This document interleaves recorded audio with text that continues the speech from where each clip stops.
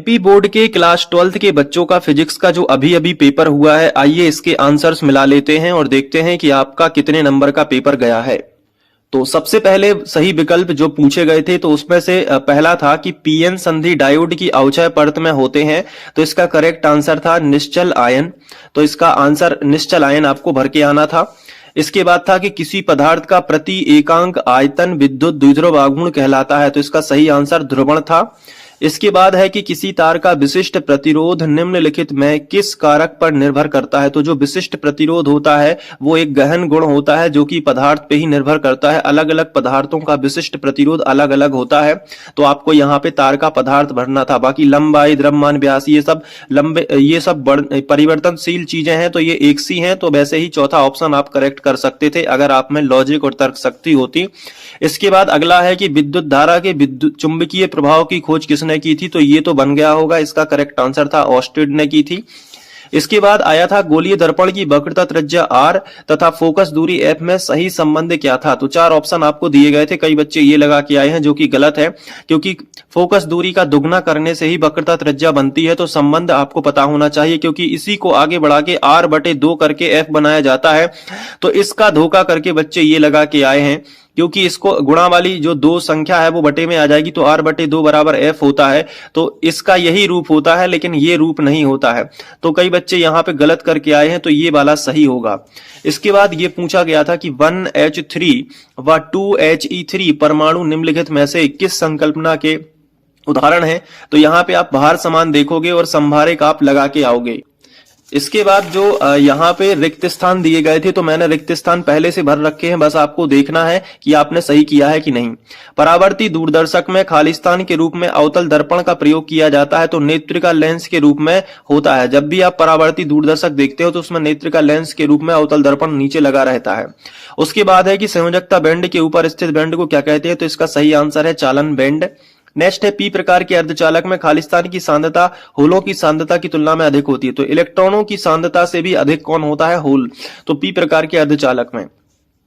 अगला है कि विद्युत क्षेत्र की दिशा में चलने पर विभव क्या होता है। तो इसका करेक्ट आंसर था घटता है। नेक्स्ट है जिन पदार्थों की चुंबकीय प्रवृत्ति ऋणात्मक होती है उन्हें क्या कहते हैं, प्रतिचुंबकीय कहते हैं। उन्हें क्या कहते हैं, प्रतिचुंबकीय। धनात्मक में अनुचुंबकीय हो जाता, लेकिन ऋणात्मक पूछा गया है तो प्रतिचुंबकीय। अगला पूछा गया था कि परिवर्तनशील विद्युत धारा खालिस्तान धारा उत्पन्न करता है। तो इसका सही आंसर है विस्थापन धारा उत्पन्न करता है।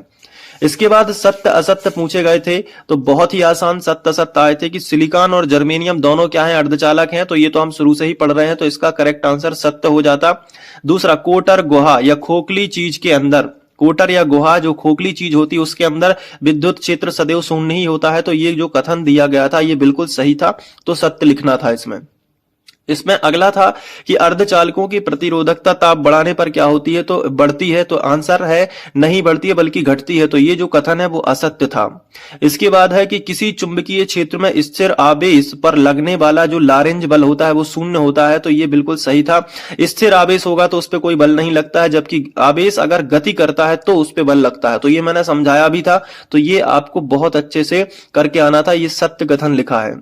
इसके बाद है कि विद्युत चुंबकीय तरंगें निर्वात के अतिरिक्त किसी अन्य भौतिक माध्यम में गमन नहीं कर सकती। तो ये सत्य बात नहीं है, क्योंकि विद्युत चुंबकीय तरंगें निर्वात में भी गति करती हैं और भौतिक माध्यम जैसे वायु, जल, कांच आदि में भी गति कर सकती हैं।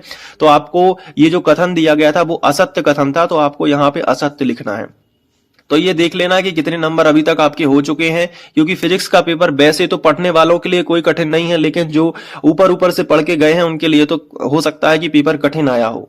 इसके बाद अब हम सही जोड़ियां मिलाएंगे। तो व्यतिकरण का द्विस्लिट प्रयोग, जो द्विस्लिट प्रयोग है, जो कई बच्चे कह रहे थे कि ये हट गया, लेकिन यहां से सही जोड़ियां आ चुकी है। और इसमें जो है जो यहाँ पे यंग ने दिया था, तो ये देखिए ए नंबर यंग ने, तो यहाँ का ये लगेगा यंग, ठीक है। तो इसकी जो सही जोड़ी होगी वो यंग होगी। नेक्स्ट है द्रव्य की द्वैती प्रकृति। द्वैती प्रकृति डी ब्रॉगली ने बताई थी, तो ये बी नंबर का सही होगा। ये देखिए चौथे नंबर का। इसके बाद द्रव्यमान ऊर्जा समतुल्यता संबंध, ये तो सब पे बनना चाहिए, आइंस्टीन ने दिया था, तो ये पहले नंबर का सी का पहला होगा। ये देखिए।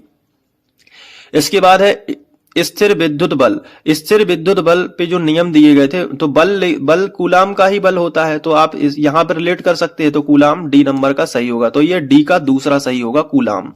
इसके बाद यहां पे दिया गया था कि प्रेरित धारा की दिशा, तो प्रेरित धारा की दिशा देखो ई नंबर, प्रेरित धारा की दिशा किसने बताई थी? लेंज ने बताई थी।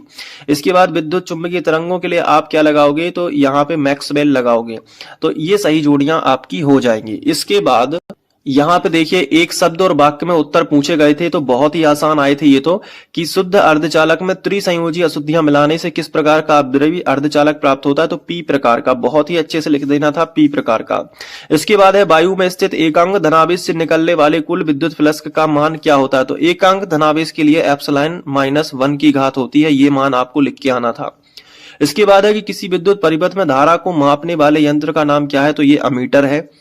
इसके बाद है शुद्ध प्रतिरोधकीय परिपथ में शक्ति गुणांक का मान 1 होता है। शुद्ध प्रतिरोधकीय परिपथ में शक्ति गुणांक मैंने बताया था cos फाई 1 होता है।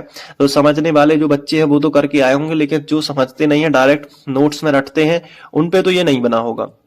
इसके बाद है किस स्थिति में प्रिज्म के अंदर अपवर्तित किरण प्रिज्म के आधार की समांतर हो जाती है? ये चीज भी मैंने चित्र के आधार पे बताई थी कि जब प्रिज्म न्यूनतम विचलन की स्थिति में होता है, तो सामंजस्य किया जाता है, तब स्थिति में प्रिज्म के अंदर अपवर्तित किरण प्रिज्म के आधार की कैसी हो जाती है? समांतर हो जाती है। उस चित्र में समांतर, ये चित्र जो बना था, ये समांतर रेखा ऐसे निकली थी, फिर ऐसे निकल गई थी, ठीक है, यहां से ऐसे आके न्यूनतम विचलन में।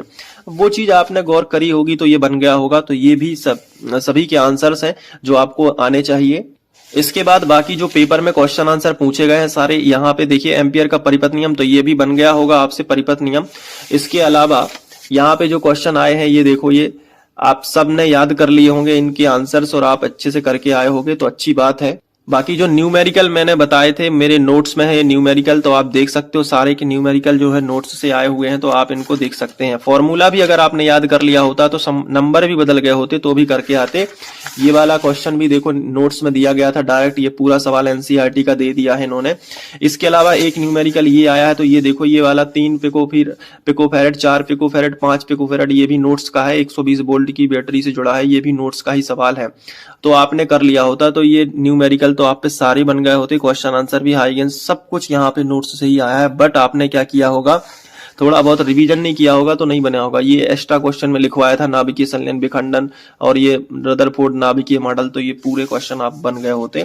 तो पेपर वैसे ओवरऑल कहा जाए तो मीडियम है, ना ज्यादा कठिन है ना ज्यादा सरल है, मीडियम है। और आप अगर अच्छे से करके आते तो निश्चित एलसीआर परिपथ भी देखो यहाँ पे आ चुका है। इसके अलावा सरल सूक्ष्मदर्शी, तो पेपर मेरे हिसाब से तो मॉडरेट है, मीडियम है, कठिन और सरल के बीच का पेपर है।